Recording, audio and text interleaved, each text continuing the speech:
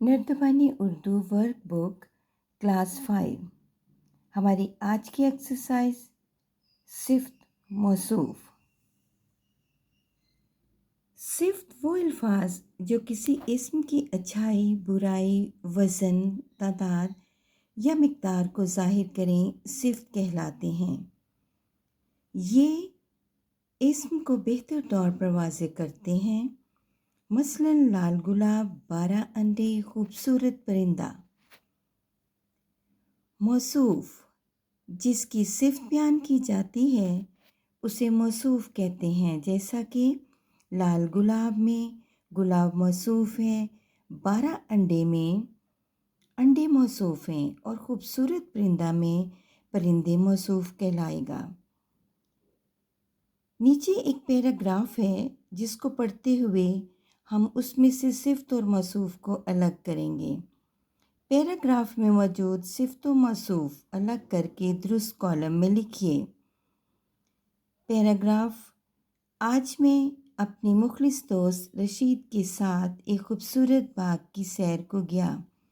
صبح کا سہانا وقت تھا، چھوٹی چھوٹی چڑیاں ہرے بھرے درختوں پر بیٹھی چہچہا رہی تھیں۔ تازہ گھاس پر اوس کے ٹھنڈے قطرے پیروں کو ٹھنڈک بخش رہے تھے۔ سرخ گلاب کی پیاری پتیوں پر اوس کے سفید قطرے چمک رہے تھے۔ سایہ دار درختوں کی لمبی قطار تھی۔ ہری ہری گھاس پر چلنے کا مزہ آ رہا تھا۔ خوب سیر کرنے کے بعد باہر کالی سڑک پر پہنچے تو تیز دھوپ نکل آئی۔ دھوپ میں حسین نظاروں کو دیکھ کر دل خوش ہو گیا۔ اب اس پیراگراف میں سے ہم صفت اور موصوف الگ کریں گے۔ صفت موصوف: مخلص دوست، مخلص صفت ہے، یہ خوبی ہے۔ دوست موصوف۔ خوبصورت صفت، باغ موصوف۔ سہانا وقت، سہانا صفت، وقت موصوف۔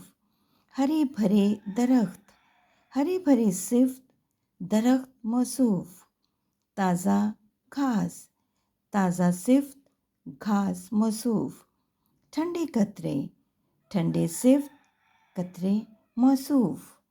اسی طرح دوسرے کالم میں سرخ گلاب، سرخ صفت ہے، گلاب موصوف۔ سفید قطرے، سفید صفت، قطرے موصوف۔ سایہ دار درخت، سایہ دار صفت، موصوف ہے، درخت۔ لمبی قطار، لمبی صفت، قطار موصوف۔ کالی سڑک، کالی صفت، سڑک موصوف۔ تیز دھوپ، تیز صفت اور دھوپ موصوف۔ نیچے ایک مشق دی گئی ہے، اس کو ہم مکمل کریں گے۔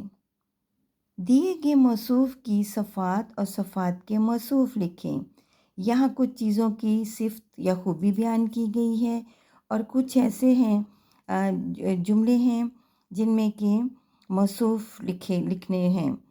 پہلا ہے شریر لڑکا، دوسرا موٹی عورت، تیسرا اونچا آسمان، چوتھا خوبصورت موڑ، پانچواں کالے بادل، چھٹا اچھا اسکول، ساتواں ہرے بھرے درخت، آٹھواں خوبصورت پھول، نواں دلچسپ کتاب، دسواں لائق بچہ، 11 پرانے کپڑے، 12 خراب موسم۔